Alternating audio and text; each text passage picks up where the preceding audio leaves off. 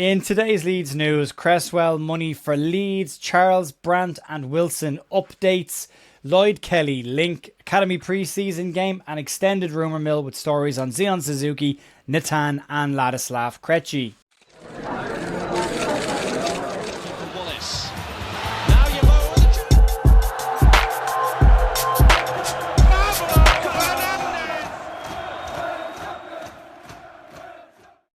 Tuesday the 30th of June with your Leeds United news. Jer here at the Leeds View. Hope your week is going really well so far. You had a nice morning and you're chilled out and pretty relaxed and ready to get stuck into some Leeds news. We're getting close to the 1st of July deadline for PSR before we move into the brand new world of SCR. And it'll be interesting to see if anything majorly happens over the next 24 hours. Before we get stuck into the news, not selling or promoting anything, but there is a public service announcement that is needed to go out.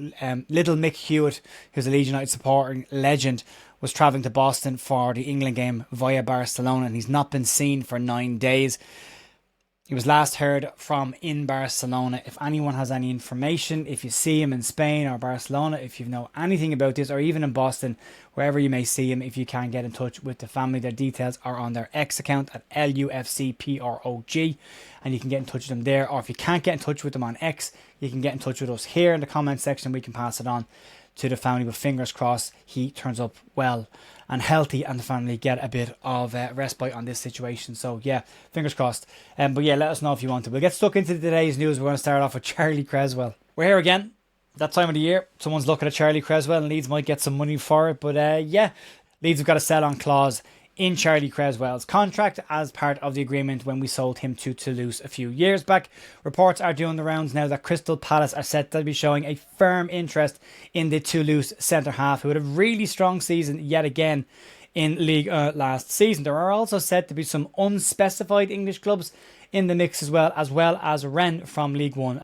Leeds, as we know, hold a 15% sell-on clause in Cresswell, and Toulouse's asking price for Charlie is set to be in and around £25 million, which means Leeds could pocket around about £3 million. It's not huge.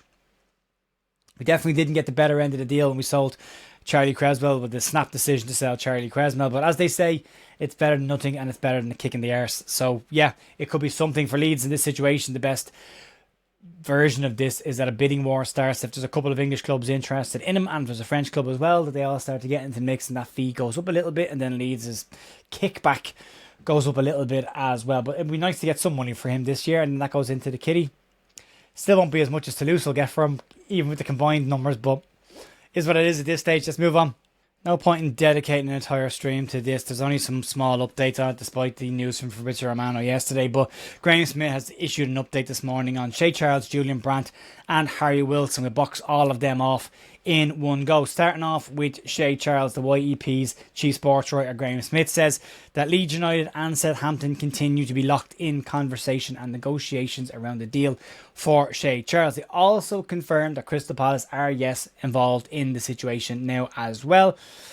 But as it stands right now, information continues to leak out of the club, and the Yorkshire Evening Post understands that negotiations for Shea Charles remain ongoing. On the Julian Brandt deal, Smith says that negotiations between Leeds United and Brandt's representatives remain alive and are continuing as well, but reiterates that there are some top European clubs in the top 5 leagues that are very interested in bringing Brandt into their clubs. And if there's an offer of European football on the table and he wants that, then Leeds might be out of the equation on this, which makes perfect sense. Julian Brandt is probably the obvious open goal for any side in Europe this season. He's a free transfer, relatively low risk, has a hell of a track record as well, and will be a real asset for any club who can bring him in. If Leeds could get him, would be a fantastic signing, real cool if Leeds could get him. But at the moment, talks ongoing there. But he does say that Leeds still remain hopeful of convincing Brandt to move to Leeds and the Premier League. Harry Wilson, no point in doing anything on this really, because Fabrizio Romano tweeted yesterday and all of a sudden it was a big news story. There's nothing new in what Fabrizio Romano said yesterday, and as somebody said in the comments, here comes the tap-in merchant to get the goal at the end of it. Yeah, he basically said key details were sorted on a 4-year deal, which is pretty much exactly what was said last week from The Athletic. So as it stands right now, it's nothing new from what was already reported last week. Graham Smyth said, yep, the deal has progressed as they expected it. He'll be a Leeds United player, as was expected. it's not really a news story. But there you go. Give you a little bit of an update for those who have been asking anyway. So yeah, by tomorrow he's expected to be a Leeds United player. Done and dusted. Let's talk about Lloyd Kelly. Popped up last night. It's got a bit more meat on the bones this morning. But yesterday evening, Tuttomercato journalist Marco Conterio tweeted that Lloyd Kelly could leave Juventus this summer, 1 year after completing his permanent move from Newcastle United, and Leeds United are said to have shown some interest. His tweet on this topic reads as follows: Lloyd Kelly could leave Juventus in this transfer window, with the Englishman attracting interest from Spain and England, where Leeds United have shown concrete interest. The Bianconeri have no obligation or urgency to make a capital gain by tomorrow, but they are clearly trying to gauge whether significant offers will arrive by the 30th for the player in the squads at home.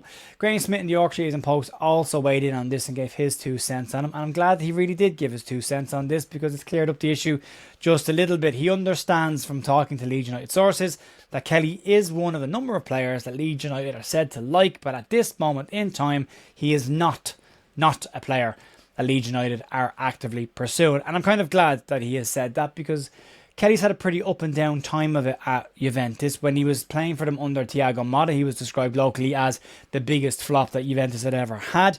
And then under Igor Tudor, he was in and out of the side. Now last season he did manage to get himself sorted and had a good run in the side, and did manage to make himself a mainstay in their squad last year.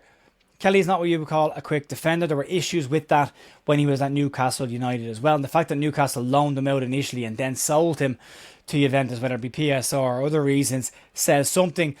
They're rumoured to want £30 million for him, which is nearly double what they paid 12 months ago for, as I say, a player who's had an up and down time, and there are question marks around his defensive capabilities and his pace. For me personally, I wouldn't see Lloyd Kelly as any form of an upgrade on Pascal Struijk. For a 30 million fit, I wouldn't even give what Brighton gave us for Pascal Struijk, which, by the way, from speaking to people yesterday, it might be closer to 20 million than actually 15. So more on that when more detail comes out. But yeah, I don't see him as an upgrade on Pascal Struijk at all, and I'm glad that Graham Smyth has clarified this and said that right now Lloyd Kelly is not a player that Leeds United are actively pursuing. So park that until anything else comes up. There are better and likely cheaper options than Lloyd Kelly on the market. Let's talk about the academy.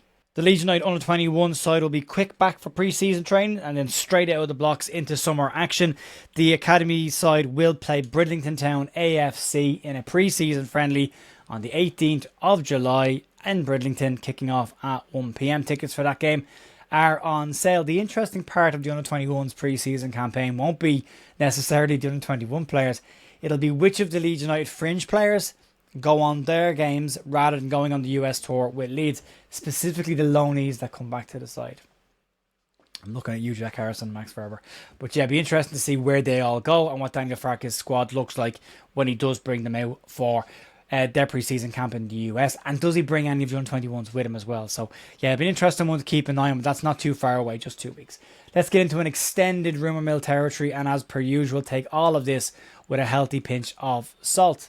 Right, let's start off with Zion Suzuki, and this one's falling back into rumour mill territory, not because of links to the player, but because of the outlet that are putting this information out. The latest bit on this is that Parma apparently would be open to a sale of Zion Suzuki this summer, and the fee might be slightly lower than what has been reported in the UK press. At this moment in time, it is really important to say that these are rumours that are coming from an Italian outlet. So again, there should be an appropriate amount of skepticism on this. Tuttomercato are reporting that Parma will be open for a sale of Suzuki this summer for anything between 20 to 26 million pounds. Now that is significantly less than the 30 to 35 million pounds that was being bandied about.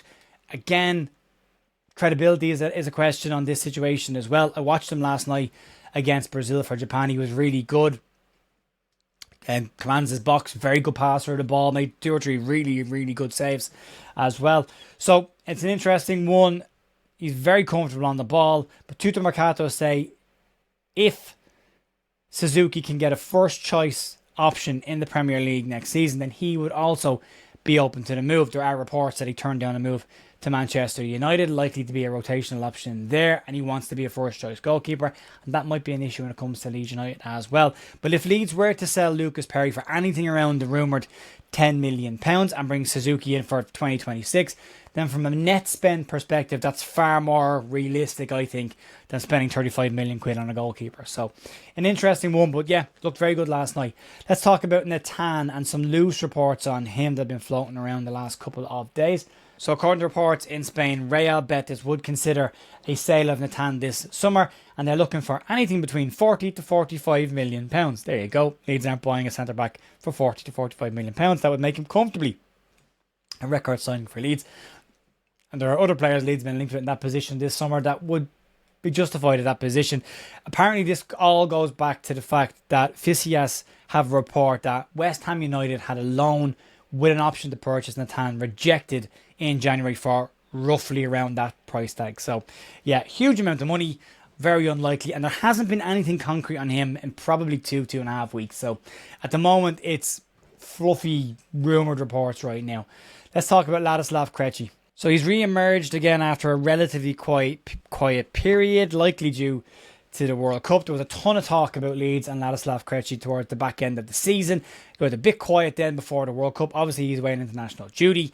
But TEAMtalk claimed that Wolves do want to sell Ladislav Krejci this summer, and they want £40 million for the player that they very literally just paid their obligation fee of £26 million for him. And now they want £40 million for a player that was a centre-back in their side that got relegated from the Premier League this season. They must think people are mad and blind and didn't watch Wolves last season at all.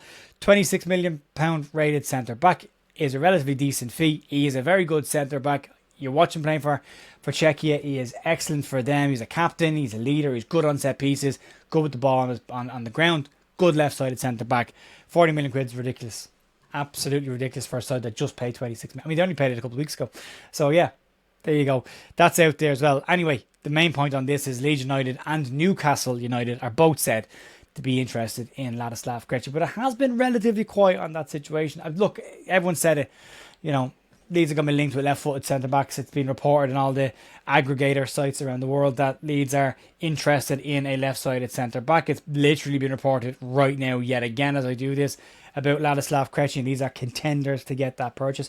I would like him. I think he's a very good centre-back. I think he's... I don't know if he's an upgrade on Pascal Struijk, to be completely honest with you, but I think he's a better defender than Pascal Struijk. But is he a better footballer than Pascal Struijk is a different question. So, yeah, it will be interesting. You need to get a good replacement for Pascal. He was very good last season for Leeds, so it's going to be one to keep an eye on. That'll be it for today, folks. Podcast out later on tonight. Enjoy the rest of your day. I'll talk to you soon. See ya. Bye.